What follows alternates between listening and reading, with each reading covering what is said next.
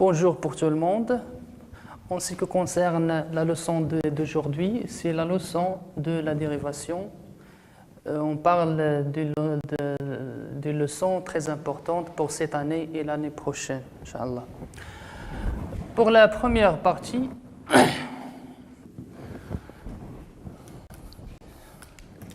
pour bien jeter la lumière sur la leçon, on commence par une activité très importante, soit une fonction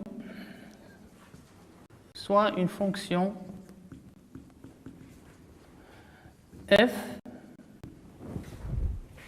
définie sur R par f de x égale moins x carré plus 2x.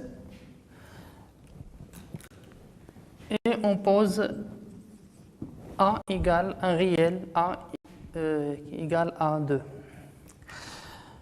On va calculer la limite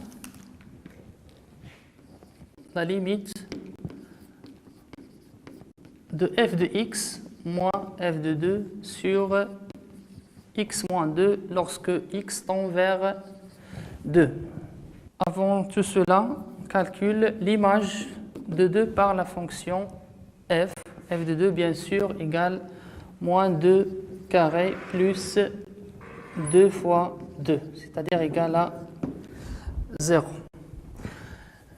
Et f de x moins f de 2 égale à moins x carré plus 2x moins 0 bien sûr, ou moins x carré plus 2x,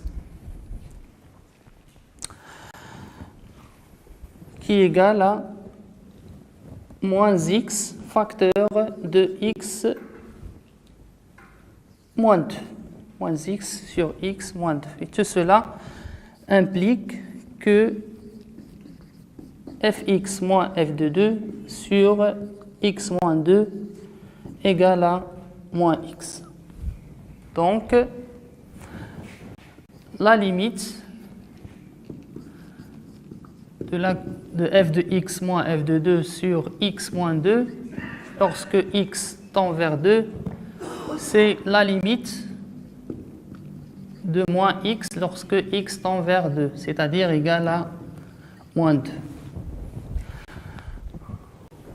C'est un réel, comme vous voyez, c'est un réel qui appartient à l'ensemble R.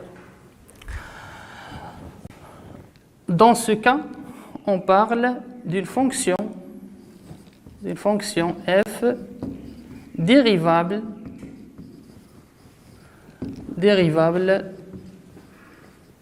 dans le point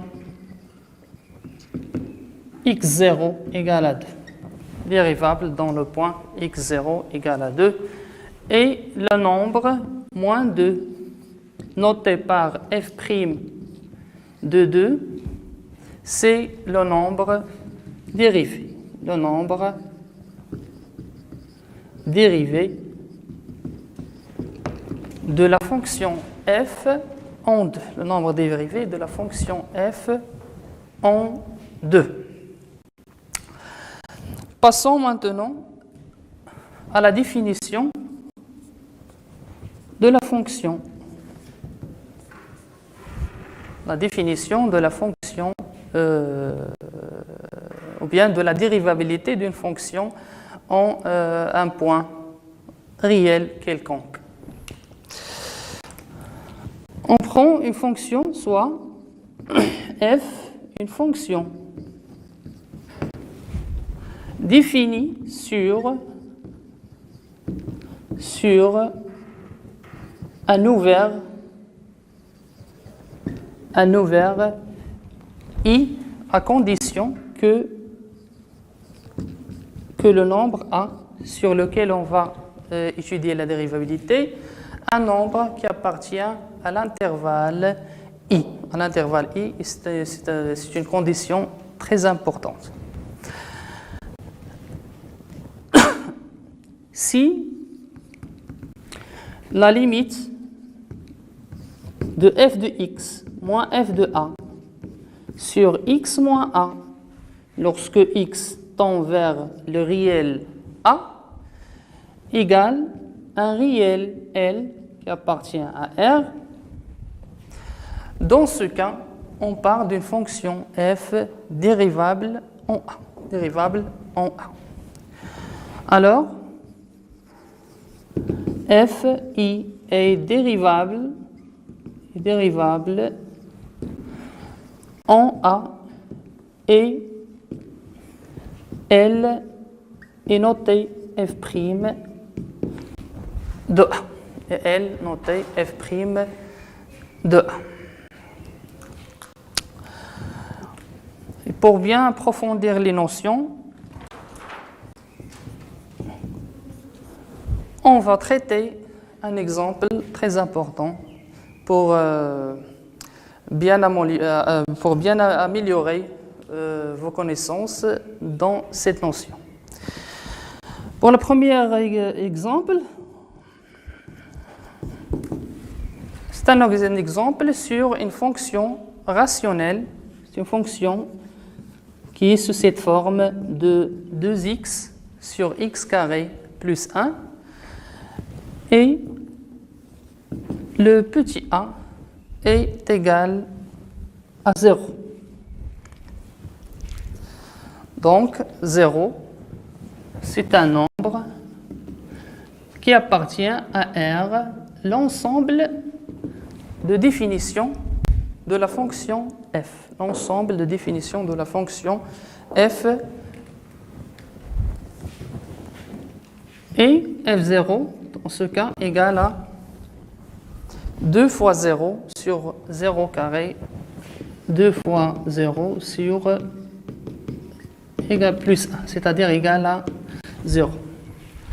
Et f de x moins f de 0 sur x moins 0 est égal à x carré, ou bien 2x sur x carré plus 1 moins 0, le tout sur x, c'est-à-dire égal à 2x sur x facteur de x carré plus 1.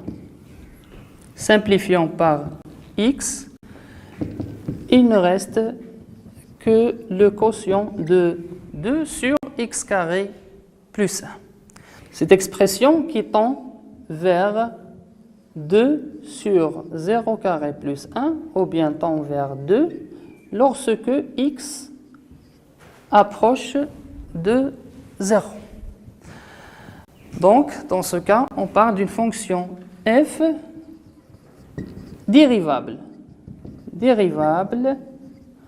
en le nombre a et qui est égal à 0. Et le nombre dérivé f' de 0 est égal à 2. Est égal à 2. Passons à un autre exemple. Deuxième exemple, l'exemple de la fonction g de x qui est égale à racine de x carré plus 3. Et on va traiter la dérivabilité de la fonction g sur, ou bien en moins 1. On va traiter la dérivabilité en moins 1. Premièrement, j'ai dit que moins 1 appartient à dg, d de g, l'ensemble de définition de la fonction g qui est égale à r, tout simplement. L'image de moins 1, ou bien l'image de 1, égale à racine carré de moins 1 au carré plus 3, ou bien racine de 4. C'est-à-dire, on parle d'une image qui est égale à 2. Passons à g de x moins g de moins 1, le tout sur x moins moins 1.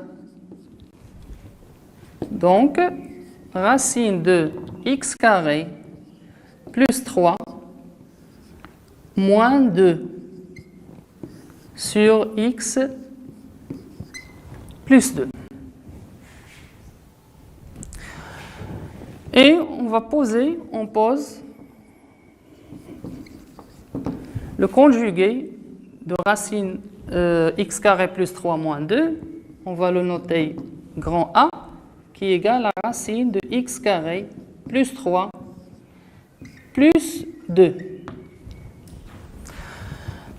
Et l'expression, dernière expression de racine x carré plus 3 moins 2 sur x plus 2, on va multiplier par le conjugué dans le nominateur et le dénominateur.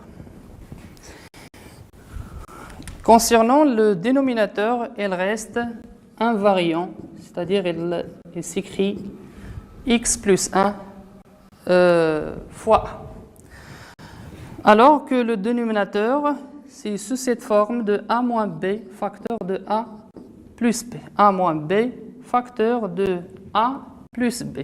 C'est-à-dire a carré moins b au carré. C'est-à-dire le racine de x carré plus 3 au carré moins 2 au carré. Donc, il reste x carré plus 3 moins 4, c'est-à-dire x carré moins 1 sur x plus 1 fois A. Identité remarquable, x carré moins 1, il donne x moins 1 facteur de x plus 1 sur x plus 1 fois A. Et on va simplifier par x plus 1. X plus 1. Il reste tout simplement x moins 1, le tout sur A. Cette expression qui tend vers moins 1, le tout sur, et A tend vers 2 plus 2, c'est-à-dire tend vers 4. C'est-à-dire, on trouve un réel qui est égal à moins 1 demi lorsque x tout simplement tend vers moins 1. Dans ce deuxième exemple,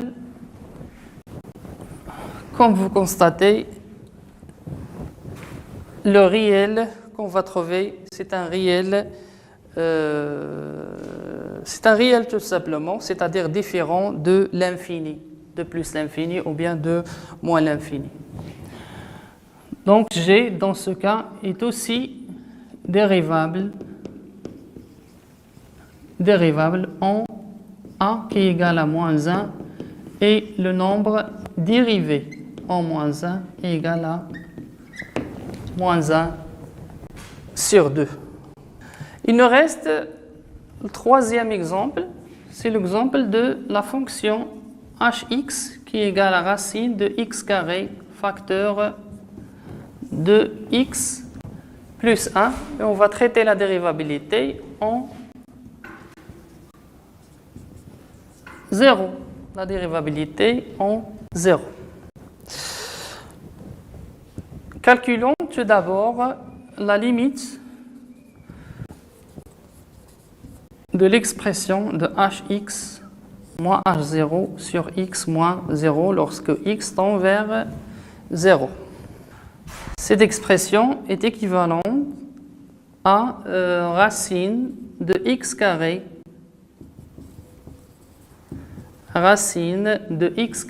facteur de x plus 1 le tout sur x.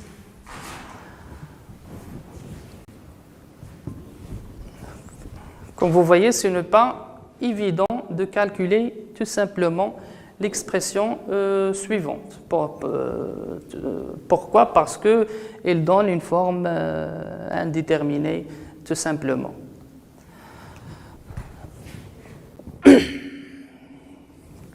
C'est pour cela qu'on va travailler sur deux limites. Une limite lorsque x tend vers 0 à droite et lorsque x est inférieur à 0. Cette expression, tout simplement, elle donne racine de x carré facteur de x plus 1, le tout sur x, lorsque x est positif, et x tend vers 0, et x supérieur à 0. Et lorsque x est strictement inférieur à 0, l'expression est sous la forme suivante de x carré facteur de x plus 1, le tout sur x carré. On va simplifier par le x carré dans les deux cas. Dans les deux cas, on trouve la limite de racine de x plus 1 lorsque x tend vers 0 plus et la limite de moins racine de x plus 1 lorsque x tend vers 0 moins qui est égal à 1 et moins 1 dans le cas où x tend vers 0 moins. Dans ce cas, comme vous voyez, la limite, lorsque x tend vers 0 à droite, est différente à la limite lorsque x tend vers 0 à gauche. Dans ce cas, la fonction f ou bien h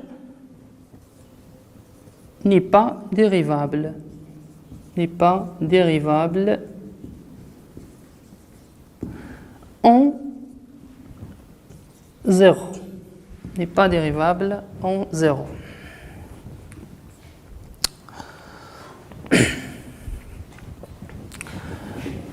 Passons à la deuxième définition. La deuxième définition concernant la dérivabilité à droite et à gauche d'un point A. Définition. Premièrement, soit f, une fonction définie sur l'intervalle i, c'est qui s'écrit sous la forme de a plus alpha. Tout simplement, alpha c'est un nombre strictement positif. On dit que f est dérivable à droite en A si et seulement si la limite de f de x moins f de a sur x moins a lorsque x tend vers a plus est égal à un réel qu'on l'appelle L1. Et cette L1 est notée, tout simplement notée f', d. D signifie que la fonction f est définie à droite de A.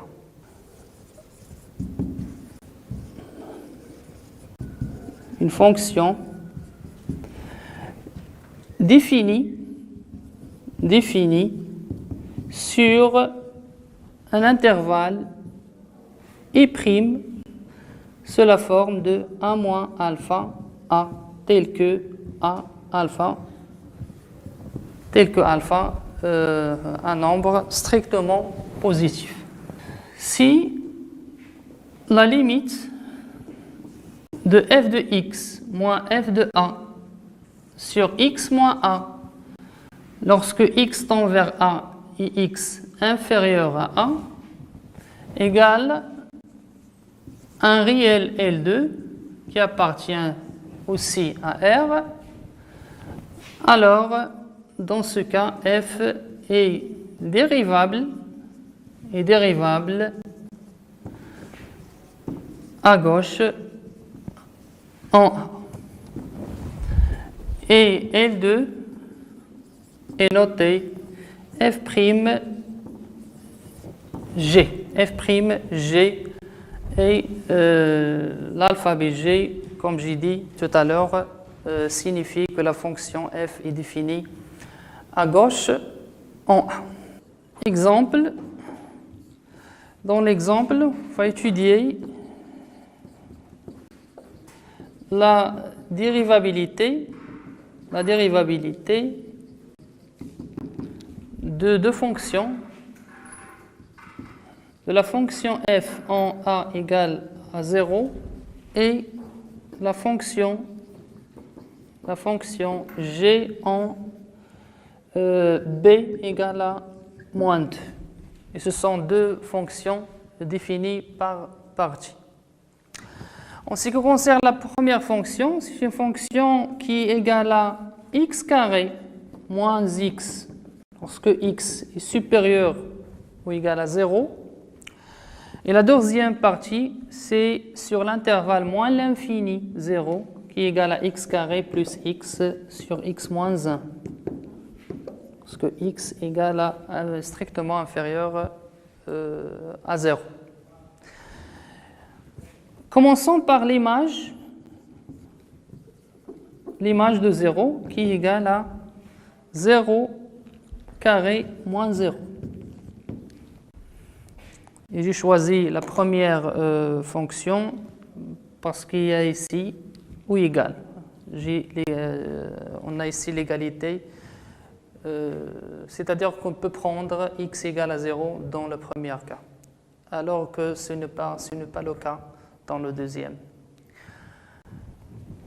La limite de f de x moins f de 0, le tout sur x moins 0 lorsque x tend vers 0 plus, est égal à la limite de f de x sur x lorsque x tend vers 0 plus.